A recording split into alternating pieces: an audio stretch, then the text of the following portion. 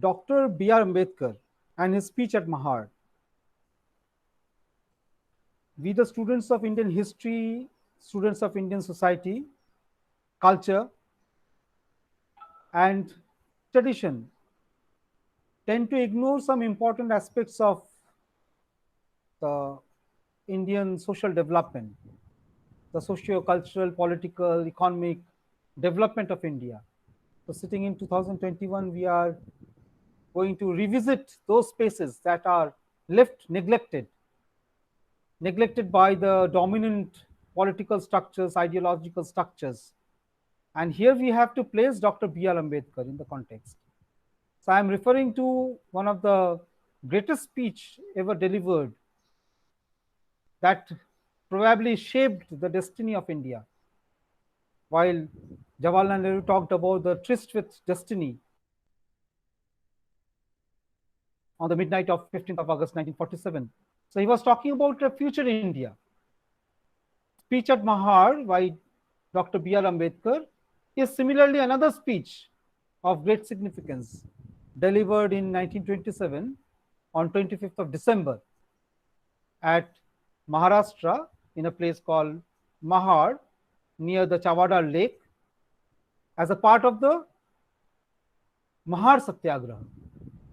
Dr. Ambedkar was determined to bring revolutionary changes in the national life of India.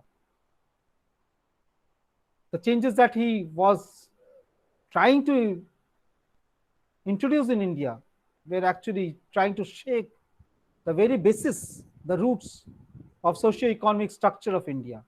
And therefore, we call this a kind of attempt to effect revolutionary change in Indian society. Although he partly achieved this through the drafting of the Indian Constitution that has remained as the holy book for last 70 years. So after 74 years of Indian independence, we still cherish the contribution of Dr. B.R. Ambedkar. And this session is on B.R. Ambedkar's speech at Mahad. We all know that India during that time, before independence, for thousands of years, in India there existed a traditional social setup. And this traditional social setup was held under the tentacles of caste-ridden graded inequality. Caste-ridden graded inequality. That was the basic structure of Indian society. So it was, the Indian society is or was like a pond of stagnant water. Dr. Ambedkar wanted to bring a complete change, a complete revolutionary change in the social, economic, and political life of Indian society, especially the dominant Hindu society. He experienced that the country of millions of people, they were deprived of even the basic human rights.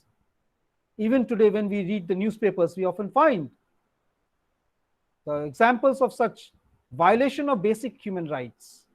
Basic human rights, of course, relate to our livelihoods, related to our basic needs of food, of clothes, of shelter, of a life with dignity, of some occupation, the basic rights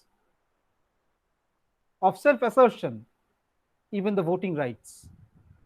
So Dr. Ambedkar wanted to bring a complete change in social, economic, and political life of the Indian society. He experienced this through his suffering as he grew up as a child in the traditional Indian society and fought relentlessly for these rights till his last breath and succeeded in securing them, securing not only for himself but also for millions of Indians. Social justice was the cornerstone of his entire life, the entire movement, and he can be regarded as the greatest Indian, the harbinger of human rights. He believed in a kind of democracy that is participatory, a kind of democracy that was not only a form of governance, but essentially a form of society. He wanted a society that is based on democratic values, where everyone has the basic values that are ingrained in the democratic framework, the three key words, or rather the fourth word that Ambedkar regarded as very important. So, justice, liberty, equality, according to Ambedkar, cannot be realized without the word fraternity. He regarded fraternity as the best word, as the most important word that will ensure justice, equality, and liberty to the millions of Indians. He was a gallant fighter against orthodoxy. He wanted to obtain these rights and became a pioneer in the achievement of democratic politics in India. The Constitution is the holy book. So, we, the people of India, having solemnly resolved to constitute India into a democratic, socialist, republic, sovereign, okay, secular type of republic, that was enshrined in the Indian Constitution. Although the word secular, socialist, they were added during the time of emergency by Indira Gandhi, Ambedkar was very conscious that whenever we are going to frame the Indian Constitution, the basic principles of liberty, equality, fraternity, and justice should be there. Therefore, along with the preamble to the Indian Constitution, there were articles of faith, articles of democratic rule that were enshrined. The Mahad Satyagraha was perhaps the first major movement undertaken by Ambedkar to realize this democratic principle that is based on an egalitarian concept of society, where we have political, social, economic freedom, liberty, justice, and equality, and that too through constitutional means. So we, the people, should frame our own constitution and decide on the course of the life and keep on amending those. He also said that we, the people of India, cannot say, if the majority of the parliamentarians decide that today, at this present time, the mode of governance we are going to follow will be socialist, or the nature of state that we are going to have is that of secular. In his 1946 debate, he said that we should not introduce these words in the preamble, because we people sitting in 1946 cannot decide about the people who will be living in 2021, about what type of society they will frame for themselves. So this is a very dynamic type of constitution he's talking about. And he said that first we have to identify the root cause of diseases. So his entire analysis of Indian society was very scientific. And the diagnostic tools that were imported by him from the West were based on the principles of French Revolution, American Revolution, and the ideals of democracy that the Western society gave. So he imported these ideas and combined those ideas with the traditional ideas that were there circulating in India. In India, he found that the society is primarily a feudal society, a society that is governed by religious norms. So feudal, Brahminical, patriarchal society. And he found that this entire Brahminical, feudal, patriarchalism is based on the concept of graded inequality. So he said that fraternity can never be achieved. Bhaichara, brother, brother, sister, sister, sister, brother. Equality can never be achieved in India without this basic word fraternity.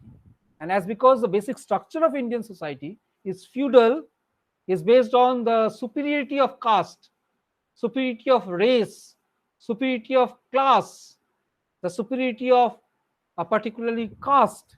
Therefore, we cannot have a kind of equal society. So without this fraternity, equality cannot be enshrined. Without equality, there can be no liberty, freedom, and without liberty, equality, and fraternity, we cannot talk about justice. So there was a Chavada lake, a large public utility lake in Maharashtra. The caste Hindus, they use the water of this lake. This water was also used by the followers of Islam, the followers of Christianity, the followers of other religions of that area. But there was a strict prohibition imposed on the untouchables, the Mahars of Maharashtra, from using this water of the lake. So Mahar Satyagraha was basically the uprising of the Mahars, of the untouchables of Maharashtra, against the caste-ridden Indian society, where the caste dominance has turned these people as untouchables without giving them the entitlement to the basic use of natural resources. In Maharashtra, even today, we have the segregation of society on caste lines. According to the Varnashram system, very ancient, so Rigvedic, perhaps 3000 or 4000 year old tradition, Brahma created the entire mankind, and this creation was based on the fourfold classification. The head was related to the intellectual pursuits of the Brahmins, the shoulders related to the physical activities related to the defense of the land, hunting, food gathering in the domain of the Kshatriyas, while the waist related to trade and commerce was given to the Vaishyas, and the legs that are grounded on the earth for the menial jobs of the laborers was left to the Shudras. And those who are left out of this fourfold structure of society, caste system, they are called Atishudras. So in Indian context, we have this caste-ridden society that gives access, opportunities, entitlement on the caste lines, and that has remained for centuries. So this Chavadar Lake was an example from rural India where we have this discrimination, the violation of human rights, and the segregation of a major portion of Indian society. In India today, Dalits constitute more than 50% of Indian population.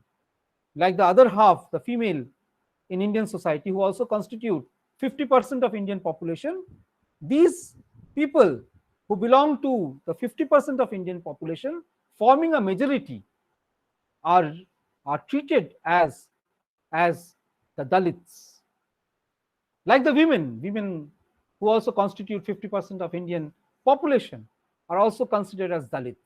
And these are all because of the traditional Indian way of life.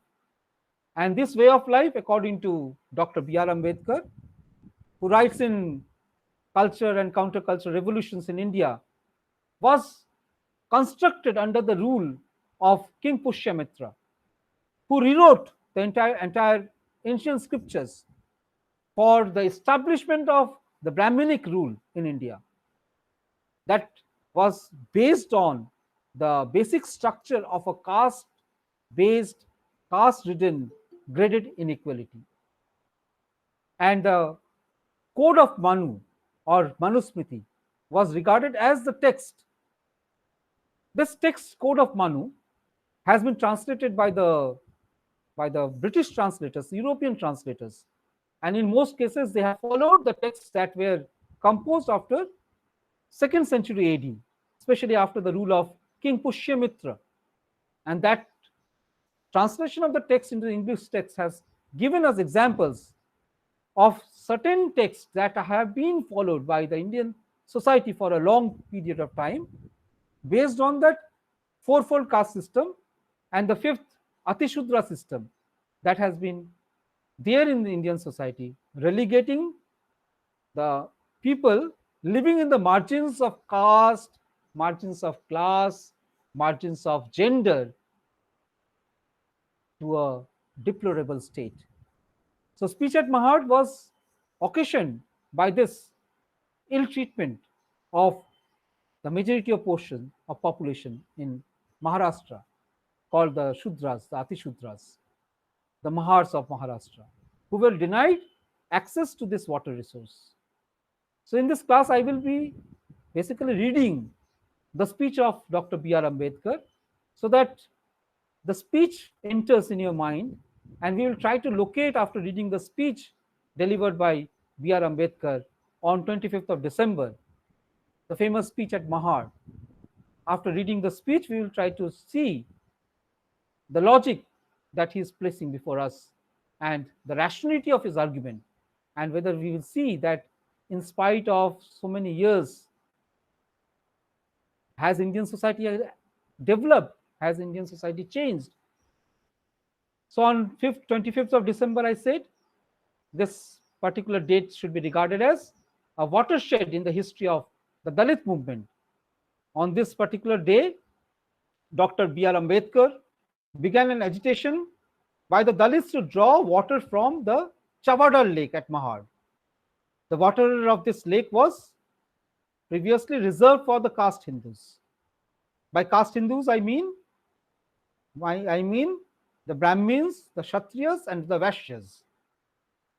The Manusmriti, that is regarded as the holy text of the caste Hindus, was ceremoniously burned on this occasion of Mahad Satyagraha on 25th of December as a mark of Dalit protest against untouchability. So it is one great moment in the history of Dalit movement in India. On this occasion, Dr. B.R. Ambedkar delivered a speech in Marathi. This Marathi speech was later on translated into English. Today I shall be reading the speech delivered by Dr. B.R. Ambedkar on this occasion. So I will try to use the rhetorical style of Dr. B.R. Ambedkar, who was an excellent orator. Gentlemen, you have gathered here today in response to the invitation of the Satyagraha committee. As the chairman of that committee, I gratefully welcome you all.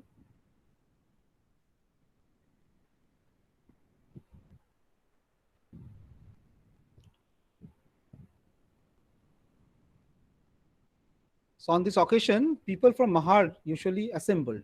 So I must share the portrait of Dr. B.R. Ambedkar that I have with me as a tribute to Dr. B.R. Ambedkar.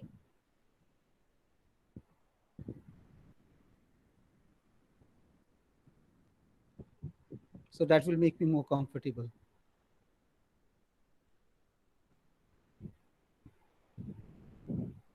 Gentlemen, you have gathered here today in response to the invitation of the Satyagraha committee.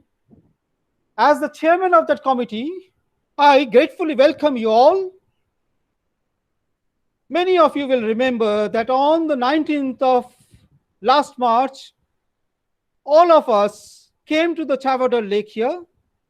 The caste Hindus of Mahad had laid no prohibition on us, but they showed they had objections to our going there by the attacks they made. Fight brought results that one might have expected. Aggressive caste Hindus were sentenced to 4 months rigorous imprisonment and are now in jail.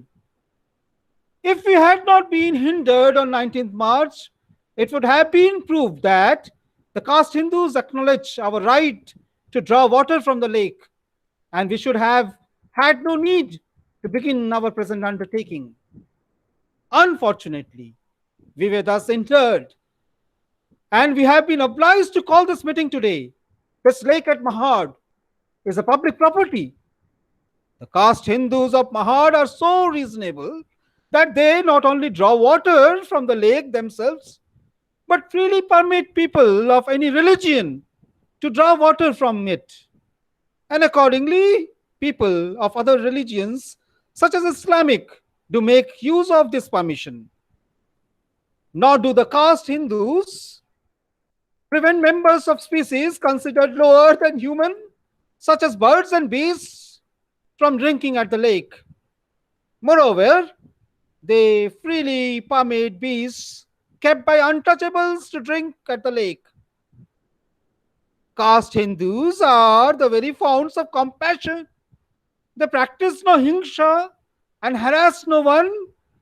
They are not of the class of miserly and selfish folk who would grudge even a crow.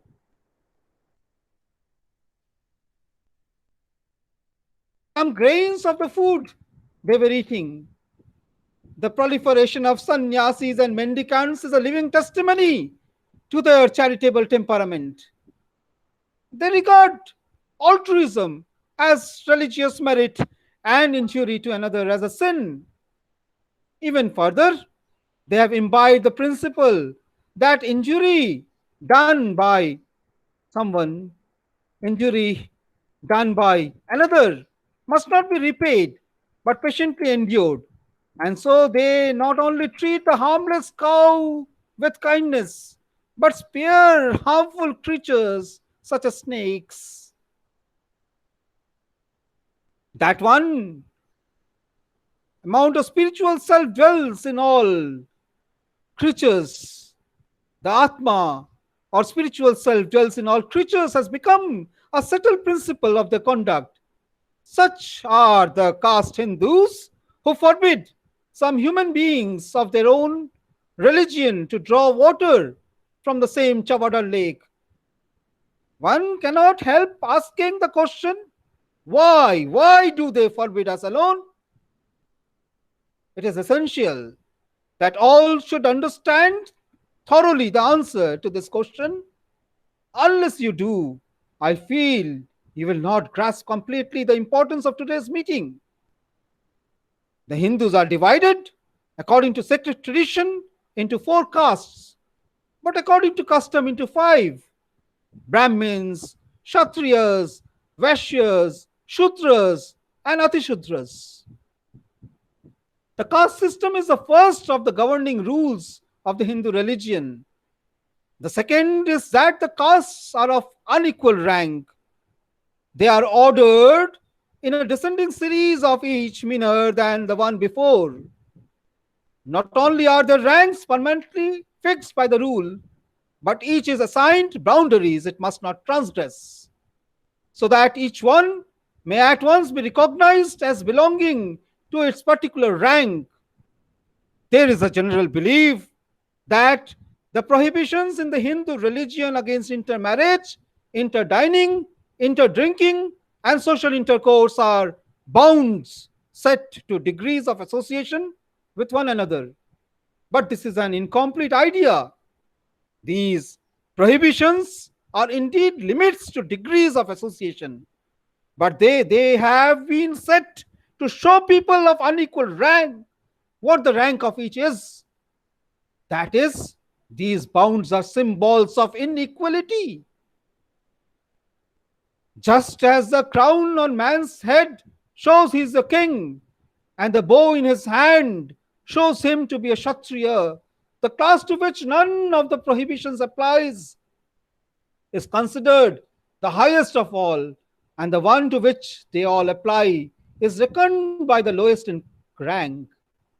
The strenuous efforts made to maintain the prohibitions are of the reason that if they are relaxed, the inequality settled by religion will break down and equality will take its place. The caste Hindus of Mahad prevent the untouchables from drinking the water of the Chavada lake, not because they suppose that the touch of the untouchables will pollute the water or that it will evaporate and vanish. Their reason for preventing the untouchables from drinking it is that they do not wish to acknowledge by such a permission that castes declared inferior by sacred traditions are in fact, their equals. Gentlemen, you will understand from this the significance of the struggle we have begun. Do not let yourself suppose that the Satyagraha committee has invited you to Mahad merely to drink the water of the Chavada lake of Mahad. It is not as if drinking the waters of the Chavada lake will make us immortal. We have survived well enough all these days without drinking it. We are not going to the Chavada lake merely to drink its water. We are going to the lake to assert that we too are human beings like others.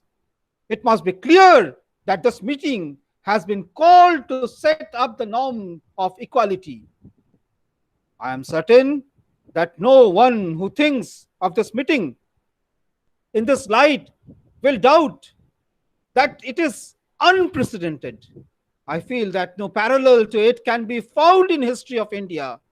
If we seek for another meeting in the past to equal this, we shall have to go to the history of France on the continent of Europe 138 years ago, on 24 January 1789, King Louis the 16th had convened by royal command an assembly of deputies to represent the people of the kingdom.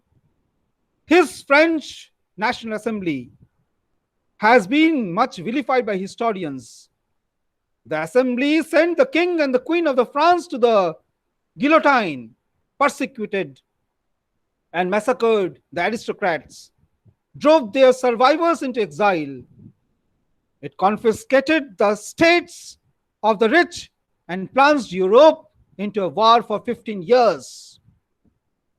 Such are the accusations leveled against the assembly by the historians. In my view, the criticism is misplaced. Further, the historian of the school have not understood the gist of the achievement of the French assembly. That achievement served the welfare of the society. That achievement served the welfare of the society. And then we have to appreciate the importance. So this European nations enjoyed peace and prosperity. So that achievement that actually served not only the welfare of France, but also of the entire European continent. If European nations enjoy peace and prosperity today, it is for one reason. The revolutionary French National Assembly convened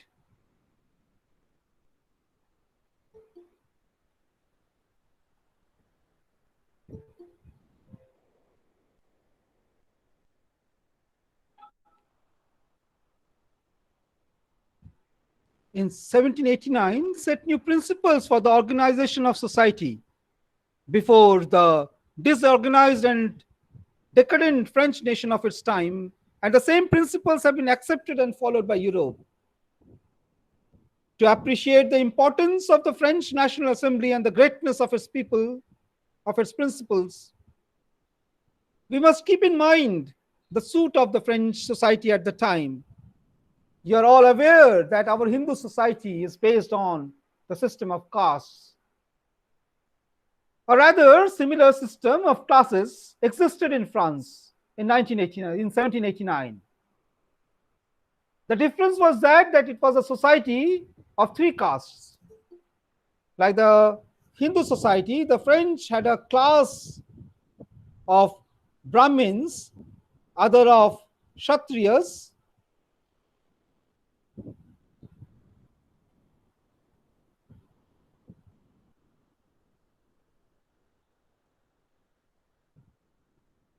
but instead of three different castes of Vaishyas, Shudras, and Atishudras, there was one class that comprehended these. This is a minor difference. The important thing is that the caste or class system was similar. The similarity to be noted is not only in the differentiation between classes, the inequality of our caste system, but also to be found in the French social system. The nature of the inequality in the French society was different. It was economic in nature. It was, however, equally intense. The thing to bear in mind is there is a great similarity between the French National Assembly that met on 5th May 1789 at Versailles and our meeting today. The similarity is not only in the circumstances in which the two meetings took place, but also in their ideals.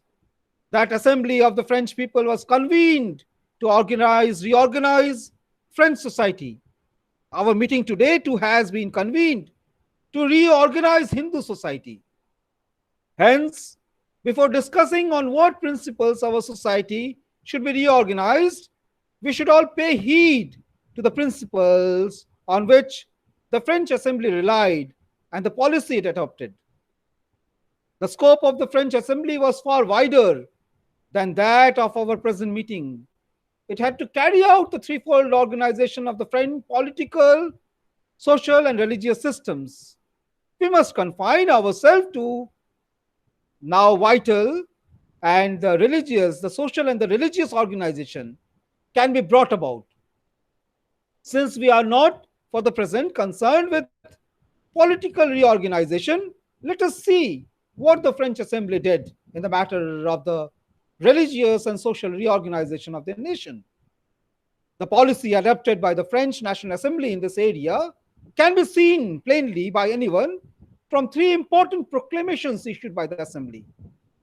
The first was issued on 17th June 1789. This was a proclamation about the class system in France. As said before, French society was divided into three classes. The proclamation abolished the three classes and blended them into one. Further, it abolished the seats reserved separately for the three classes or estates in the political assembly. The second proclamation was about the priest. By ancient customs, to appoint or remove these priests was outside the power of the nation, that being the monopoly of a foreign religious potentate, the Pope. Anyone appointed by the Pope was a priest, whether or not he was fit to be one in the eyes of those to whom he was to preach. The proclamation abolished the autonomy of the religious orders and assigned to the French nation the authority to decide who might follow this vocation, who was fit for it, and who was not, whether it was to be paid for preaching or not, and so on. The third proclamation was not about the political, economic, and religious systems. It was of a general nature and laid down the principles on which all social arrangements ought to rest. From that point of view, the third proclamation is the most important of the three. It might be called the king of these proclamations. It is renowned the world over as the Declaration of Human Birthrights. It is not only unprecedented in the history of France, more than that, it is unique in the history of civilized nations. For every European nation has followed the French Assembly in giving it a place in its own constitution. So one may say that it brought about a revolution not only in France but the whole world. This proclamation has 17 clauses to which the following are important. Number one, all human beings are equal by birth and they shall remain equal till death. They may be distinguished in status only in the public interest. Otherwise, their equal status must be maintained. Number two, the ultimate object of politics is to maintain these human birthrights. Number three, the entire nation is the mother source of sovereignty. The rights of any individual, group, or special class, unless they are given by the nation, cannot be acknowledged as valid on any other ground, be it political or religious. Number four, any person is free to act according to his birthright. Any limited place upon his freedom must be only to the extent necessary to permit other persons to enjoy their birthrights. Such limits must be laid down by law. They cannot be set on the grounds of religion or on any other basis than the law of the land. Number five, the law will forbid only such actions as they are to serve. All must be free to do what has not been forbidden by law, nor can anyone be compelled to do what the law has not laid down as duty. Number six, the law is not in the nature of bounds set by a particular class. The right to decide what the law shall be rests with the people or their representatives. Whether such a law is protective or punitive, it must be the same for all. Since justice requires that all social arrangements be based on the equality of all individuals are equally eligible for any kind of honor, power, and profession. Any distinction in such matters must be owing to differences of individual merit. It must not be based on birth. I feel Our meeting today should keep the image of this French National Assembly before the mind. The road it marked out for the development of the French nation, the road that it all progressed nations have followed, ought to be the road adopted for the development of Hindu society by this meeting. We need to pull away the nails which hold the framework of caste-bound Hindu society together, such as those of prohibitions of intermarriage down to the prohibitions of social intercourse, so that Hindu society becomes all of one caste. Otherwise, untouchability cannot be removed, nor can equality be established. Some of you may feel that since we are untouchables, it is enough if we are set free from the prohibitions of interdrinking and social intercourse, that we need not concern ourselves with the caste system. How does it matter if it remains? In my opinion, this is a total error. Error if we believe the caste system alone and adopt only the removal of untouchability as our policy. People will say that we have chosen a low aim. To raise men, aspiration is needed as much as outward effort. Indeed, it is to be doubted whether efforts are possible without aspiration. If at all, if a great effort is to be made, a great aspiration must be nursed. In adopting such aspirations, we must always keep in mind one need not to be abashed by or deterred by doubts about one's power to satisfy it. One should be ashamed only of mean aspirations, not of failure that may result because one's aspiration is high. If untouchability alone is removed, we may change from Ati Shudras to Shudras. But can we say that this radically removes untouchability? If such puny reforms as the removal of restrictions on social intercourse, etc., were enough for the eradication of untouchability, I would have suggested that the caste system itself must go. Gentlemen, you all know that if a snake is to be killed, it is not enough to strike at its tail. Its head must be crushed. If any harm is to be removed, one must seek out its root and strike at it. An attack must be based on the knowledge of the enemy's vital weakness. Duryodhana was killed because Bhima stuck at his thigh with his mace. If the mace had hit Duryodhana's head, he would not have died, for his thigh was his vulnerable spot. One finds many instances of a physician's effort to remove a malady proving fruitless because he has not perceived fully what will get rid of the disease. Similar instances of failure to root out a social disease must be, if it is not fully diagnosed, are rarely recorded in history. And so one does not often become aware of them. But let me acquaint you with one such instance that I have come across in my reading. In ancient European nation of Rome, the patricians were considered upper class and the plebeians lower class. All power was in the hand of the patricians, and they used it to ill-treat the plebeians. To free themselves from the harassment, the plebeians, on the strength of their unity, insisted that laws should be written down for the facilitation of justice and for the information of all. Their patrician opponents agreed to this, and a charter of 12 laws was written down. But this did not rid the oppressed plebeians of their woes. For the officers who enforced the laws were all the patrician class. Moreover, the chief officer, called the tribune, was also a patrician. Hence, through the laws were uniform, there was partially in their enforcement. partiality was there always in their enforcement.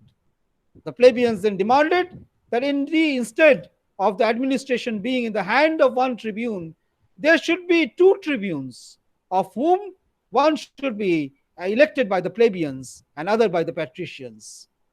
The patricians yielded to this too, and the plebeians rejoiced, supposing they would now be free of their miseries.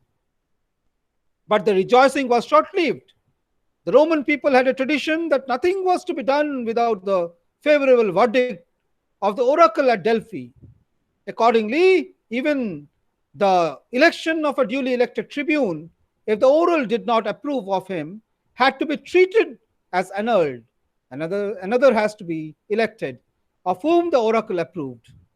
The priest who put the question to the oracle was required by sacred religious custom to be one born of parents married in the mode of the Romans called conferiatio, and this mode of marriage prevailed only among the patricians, so that the priest of Delphi was always a patrician. The wily priest always saw to it that if the plebeians elected a man really devoted to their cause, the oracle went against him. Only if a man elected by the plebeians to the position of tribune was amenable to patricians, would the oracle favor him and give him the opportunity of actually assuming office. What did the plebeians gain by the right to elect a tribune? The answer must be nothing in reality.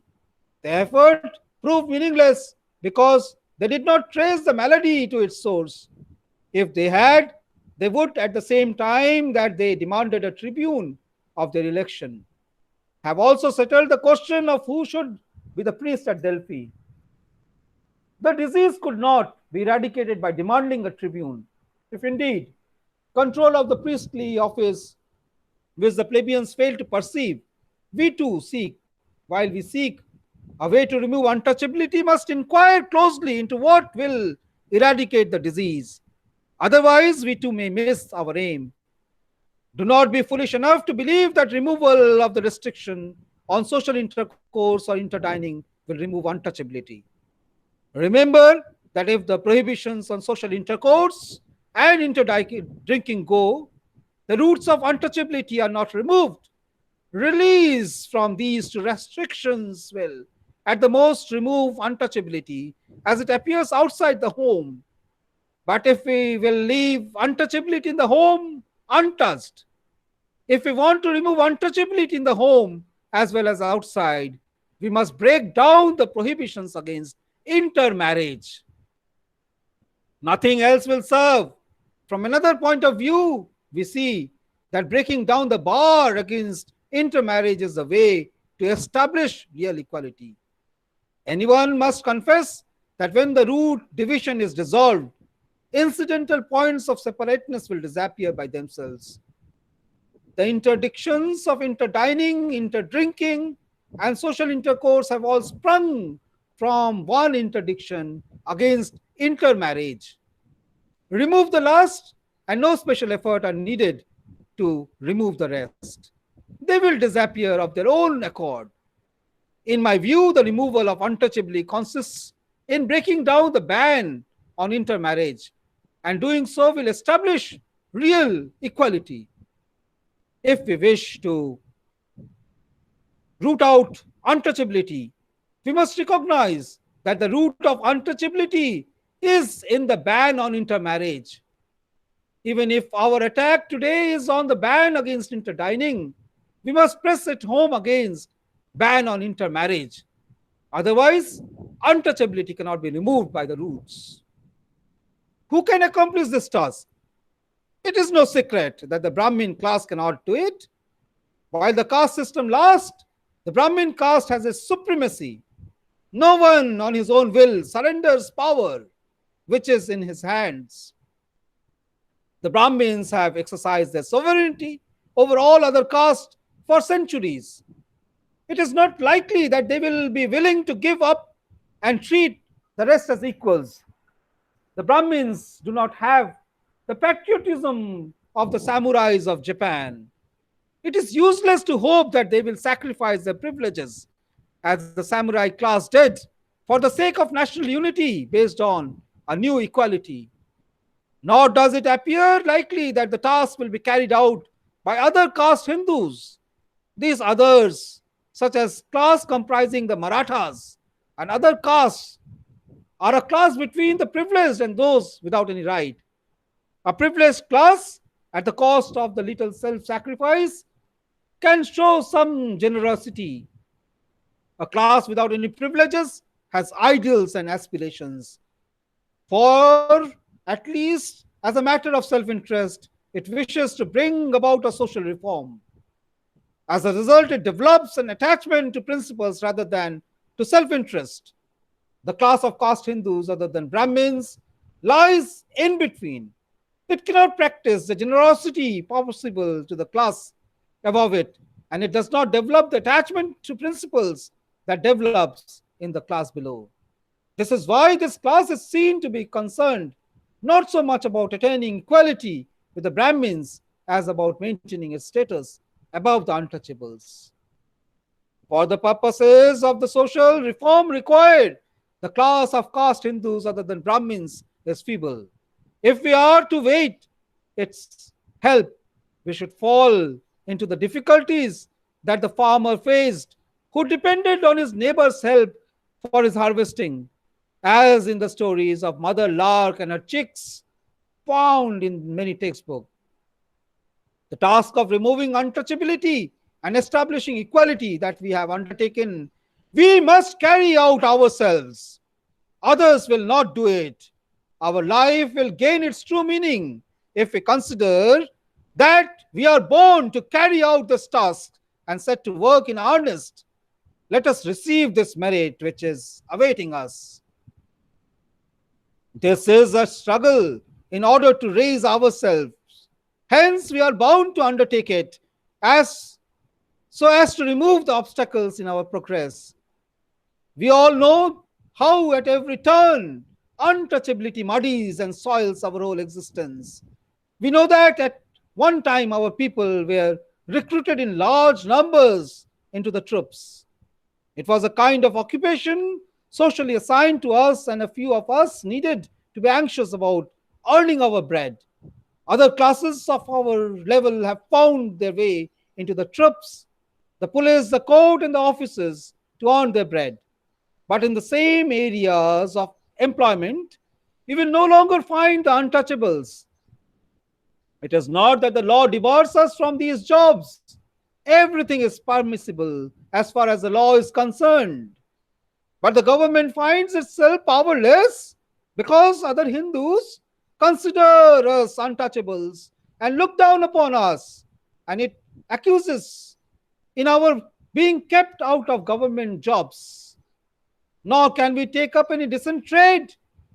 It is true partly that we lack money to start business, but the real difficulty is that people regard us as untouchables and no one will accept good from our hands.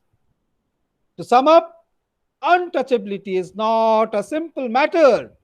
It is the mother of all our poverty and lowliness. It has brought us to the abject state we are in today. If we want to raise ourselves out of it, we must undertake this task. We cannot be saved in any other way. It is a task for our benefit alone. It is also the benefit for the nation.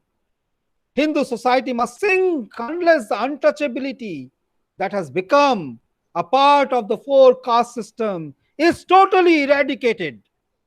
Among the resources that any society needs is a struggle for life. A great resource is the moral order of that society. And everyone must admit that a society in which the existing moral order upholds things that disrupt the society and condemns those that would unite the members of the society must find itself defeated in any struggle for life with other things, other societies. A society which has the opposite moral order, one in which things that unite are considered laudable and things that divide are regarded as bad, progress of individuals and the consequent strands of society. On the other hand, the same inequality prevents society from bringing into use powers stored in individuals. In both ways, this inequality weakening Hindu society, which is in disarray because of the four caste system. Hence, if Hindu society is to be strengthened, we must uproot the four caste system and untouchability and set the society on the foundations of the two principles of one caste only and of equality. The way to abolish untouchability is not any other than the way to invigorate Hindu society. Therefore, I say that our work is beyond doubt as much for the benefit of the nation as it is in our own interest. Our work has been begun to bring about a real social revolution. Let no one deceive himself by supposing that it is a diversion to quieten minds and trance with sweet words. The work is sustained by strong feelings, which is the power that drives the movement. No one can now arrest it. I pray to God that the social revolution which begins here today may fulfill itself by peaceful means. None can doubt that the responsibility of letting the revolution take place peacefully rests more heavily on our opponents than on us. Whether this social revolution will work peacefully or violently, that will depend wholly on the conduct of caste Hindus. People who blame the French National Assembly of 1789 for atrocities forget one thing, that is, if the rulers of France had not been treacherous to the assembly, if the upper classes had not resisted it, had not committed the crime of trying to suppress it with foreign help, it would have had no need to use of violence in the work of revolution, and the whole social transformation would have been accomplished peacefully. We say to our opponents too, please do not oppose us. Put away the orthodox scripture. Burn Manusmriti. Follow justice. And we assure you that we shall carry out our program peacefully.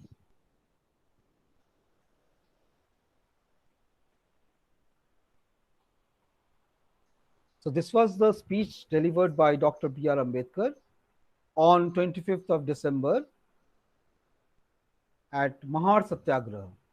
And after the speech, the participants went to drink the water from the Chawadar lake in a kind of ceremony. And the ceremony concluded with the burning of Manusmriti. So this burning of Manusmriti was also regarded as a symbolic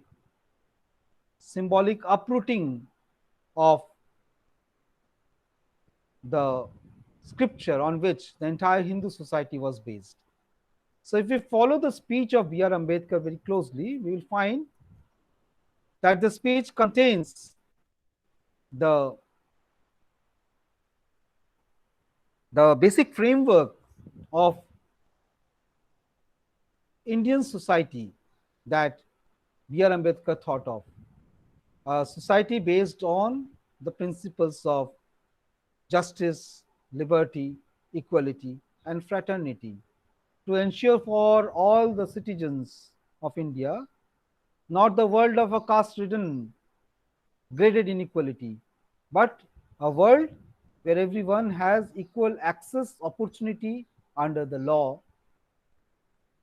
And with this, India can truly become a society based on the democratic principles. So Ambedkar's evolution as a social thinker also rests heavily on Mahad Satyagraha that provided him an opportunity not only to interact with the people of his time, and this was a time when the caste-ridden Indian society discriminated the Shudras and the Atishudras.